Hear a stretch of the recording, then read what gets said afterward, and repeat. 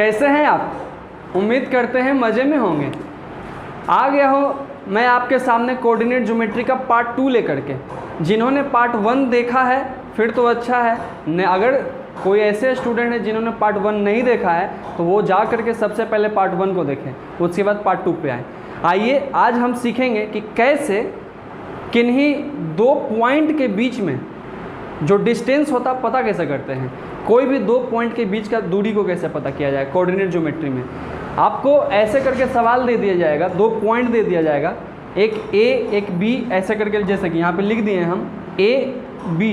ए का कोऑर्डिनेट हो गया x1 y1, बी का हो गया x2 y2। हम पूछे ए और बी के बीच का डिस्टेंस बताइए कि कितना होगा। तो कभी भी आपको अगर दो पॉइंट के बीच का डिस्टेंस चाहिए तो आप अंडर रूट देंगे, सबसे बड़ा एक रूट देंगे और आगे वाला में से आगे वाला को घटा करके स्क्वायर कर देंगे, फिर पीछे वाला में से पीछे वाला को घटा करके स्क्वायर कर देंगे और इसको सोल्व करने के बाद जो आंसर आएगा वही उन दोनों के बीच का डिस्टेंस होगा। जैसे एग्जाम्पल से समझते हैं। हमको पूछा गया है ए एक पॉइंट है जिसका कोऑर्डिनेट 5 और 7 है, बी पॉइंट है जिसका कोऑर्डिनेट 8 और 6 है। इन दोनों के बीच का डिस्टेंस बताइए, इन दोनों के बीच का डिस्टेंस बताइए। तो डिस्टेंस बताने के लिए हम जानते हैं सबसे पहले रूट देंगे, रूट के बाद आगे वाला में से आगे वाला को घटाएंगे, यानी कि 5 में से 8 को घटा करके स्क्वायर करेंगे और पीछे में से पीछे को घटाएंगे, यानी कि 7 में से 6 को घटाएंगे, 7 में से 6 को घटा करके स्क्वायर करेंगे और जोड़ देंगे, दोनों को सोल्व करेंगे।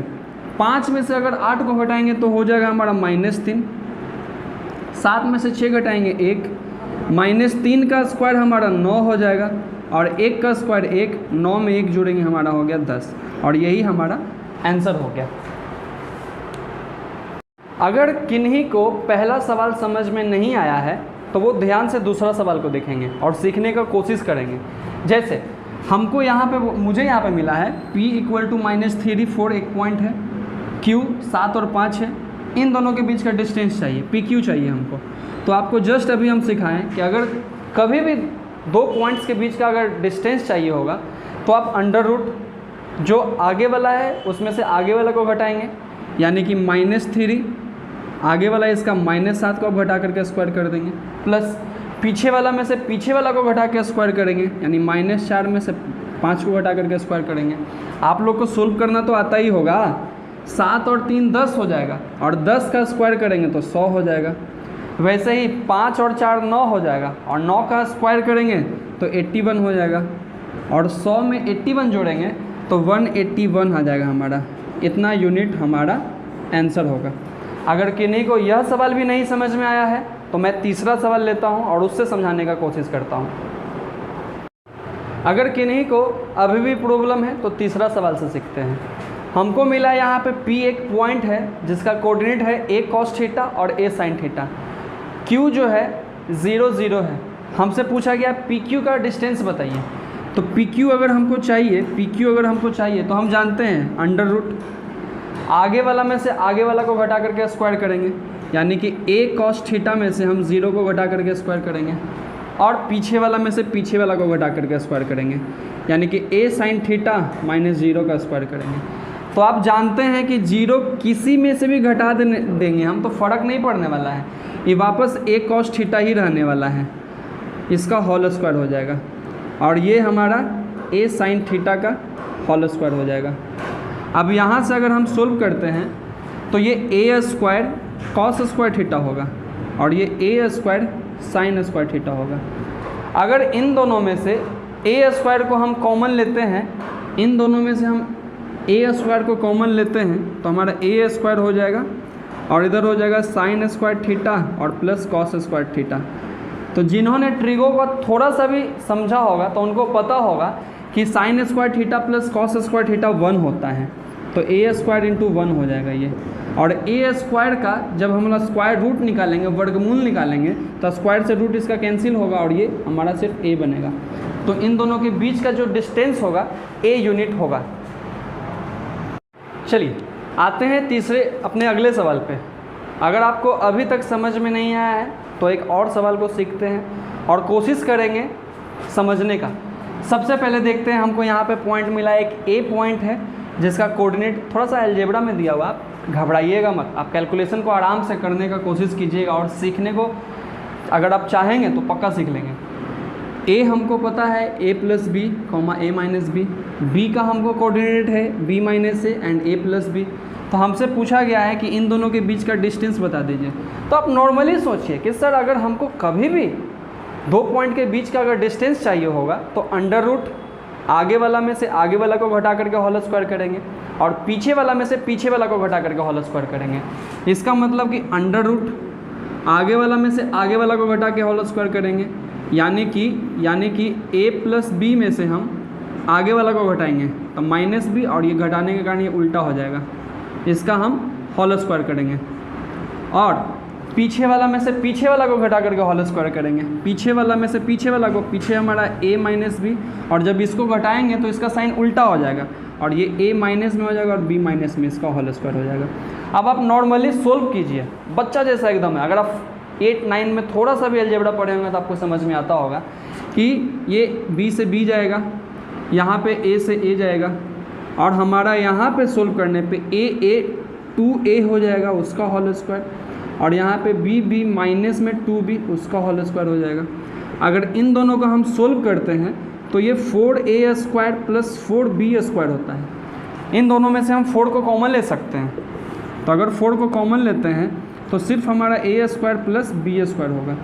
4 का तो वर्गमूल निकल जाएगा, 4 का स्क्वायर रूट होता है 2 और अंदर बच जाएगा हमारा a square plus b square. तो ये हमारा जो है इन दोनों के बीच का डिस्टेंस निकला। तो आप समझ रहे होंगे कि कभी भी सवाल कैसा भी क्यों ना हो, अगर उसमें हमको 2 पॉइंट मिला है और उन दोनों के बीच का डिस्टेंस निकालना है तो हम सिंपली करेंगे under root x1 minus x2 का whole square plus y1 minus y2 का होल स्क्वायर। चाहे तो सवाल कैसा भी क्यों ना हो, आप बस आराम से कैलकुलेशन कीजिए और आप जो सीख रहे हैं उस पर भरोसा रखें।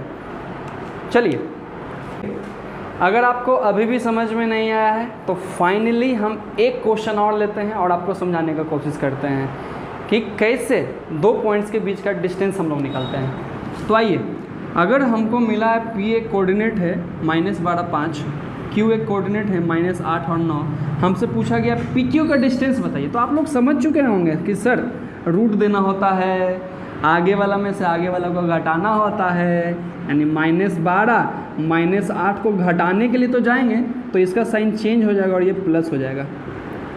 वैसे ही पीछे वाला में से पीछे वाला को घटाना है, यानी 15 में से 9 को घटाना है, 15 में से 9 को घटाना है, उसका होल स्क्वायर करना है और इसको सोल्व कर देना है।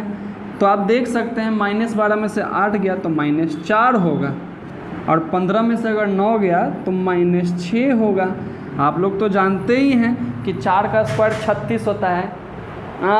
4 का स्क्वायर 36 होता है, 16 होता है, 16 और 6 का स्क्वायर 36, और आप जानते हैं कि माइनस का स्क्वायर करने पे वो प्लस हो जाता है। और इन दोनों को अगर हम सोल्व करते हैं तो हमारा हो जाएगा 52।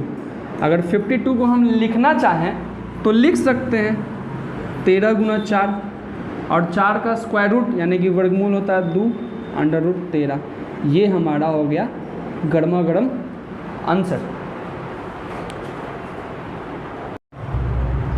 चलिए, अब तो हो गया था रटा रटाया बातों के ऊपर हम लोग चल रहे थे। अब थोड़ा सा समझने का कोशिश करेंगे कि आखिर हम ये बार बार जो कर रहे हैं अंडर रूट आगे वाला माइनस आगे वाला का होल स्क्वायर प्लस पीछे माइनस पीछे वाला का होल स्क्वायर, यानी कि under root x1 minus x2 का whole square plus y1 minus y2 का होल स्क्वायर, आखिर क्यों करें हम ऐसा?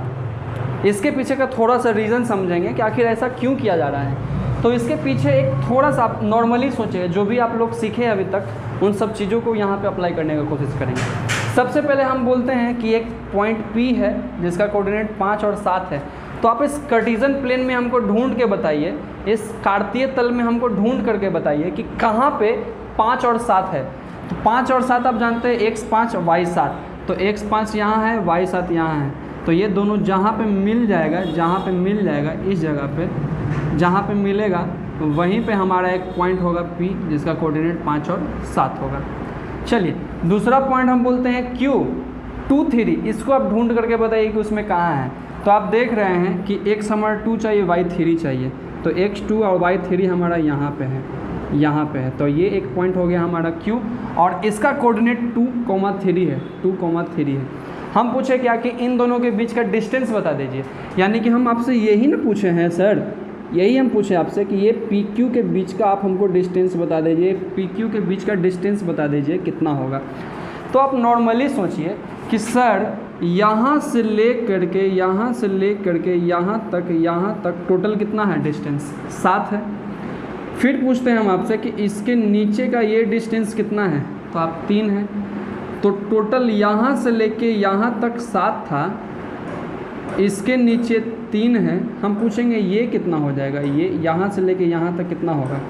तो आप जानते हैं कि पूरा इस 7 में से इस 3 को अगर हम घटा देंगे ना तो ये हमको पता चल जाएगा, तो ये पता चलेगा 4। वापस वैसे ही हम देखते हैं, हम पूछेंगे यहाँ से लेके यहाँ तक का टोटल डिस्टेंस कितना है, टोटल डिस्टेंस यहाँ से यहाँ तक कितना है, 5 है, ठीक है।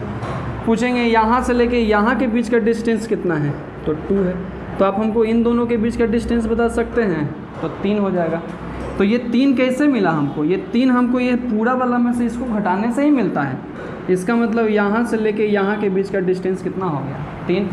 तो आप देख रहे हैं कि यहाँ पे एक समकोण त्रिभुज बन रहा है, समकोण त्रिभुज। इसको हम यहाँ पे बाहर काट करके इधर लेके आते हैं, समकोण त्रिभुज है। इसका लेंथ यहाँ से हमको पता चला, इसका लेंथ हमको पता चला है कि 4 है, और इसका लेंथ हमको पता चला है 3 है। और आप देखे होंगे कि 4 आया कहाँ से था, ये 4 आया कहाँ से था, तो आप देखें कि पूरा जो बड़ा वाला 7 था और ये जो छोटा वाला 7 था, उन दोनों को घटाने से ही हमको मिला है। हम पूछेंगे ये 3 कहाँ से आया, ये 3 कहाँ से आया, तो आप देखें कि पूरा ये जो बड़ा वाला x है उसमें से इस छोटा वाला x को घटाने से मेरा 3 आया है, यानी कि 5 में से 2 को घटाने से आया है हमारा। अगर आप थोड़ा सा भी समकोण त्रिभुज राइट एंगल ट्रायंगल को समझते हैं तो आप जानते हैं कि अगर ये लंब है और ये आधार है तो ये कर्ण हो जाएगा, हाइपोटेनस हो जाएगा, और इसको निकालने का फॉर्मूला होता है अंडर रूट परपेंडिकुलर का स्क्वायर प्लस बेस का स्क्वायर, यानी 4 का स्क्वायर और प्लस 3 का स्क्वायर। और इन दोनों को अगर हम सोल्व करते हैं तो 16 और 3 का स्क्वायर 9, तो ये हो जाएगा 25, इसका स्क्वायर 5। तो आप देख रहे हैं कि हम ये 4 का स्क्वायर किए हैं प्लस 3 का स्क्वायर। ये 4 कहने का मतलब इस 7 माइनस 3 का स्क्वायर किया गया, और 5 माइनस 2 का स्क्वायर किया गया। तो हम देख रहे हैं कि ये जो हमारा बना हुआ, इस 7 को हम y कह रहे थे क्या, इस 3 को हम y2 कह रहे थे क्या, इसको हम x1 कह रहे थे क्या, और इसको x2 कह रहे थे क्या।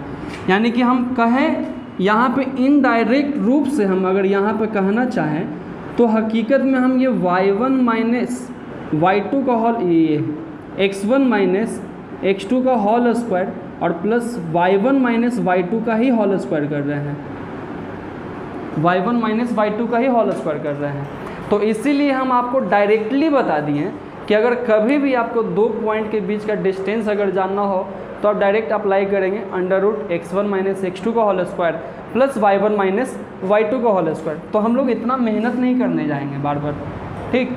तो चलिए इस क्वेश्चन का फॉर्मूला के मदद से आप बनाइए और सोल्व कीजिए। अब अगर आपको यहाँ तक वीडियो समझ में आया है तो इस वीडियोस को लाइक करें, ज़रूर से ज़रूर लाइक करें। और अगर आपको किसी भी तरह का प्रॉब्लम है तो आप कमेंट में लिखें कि सर हमको ये प्रॉब्लम है। हम चाहेंगे कि अगला वीडियोस में आपका प्रॉब्लम को ध्यान में रखते हुए वीडियो को बनाया जाए और उस प्रॉब्लम को दूर किया जाए। तब तक के लिए गुड बाय।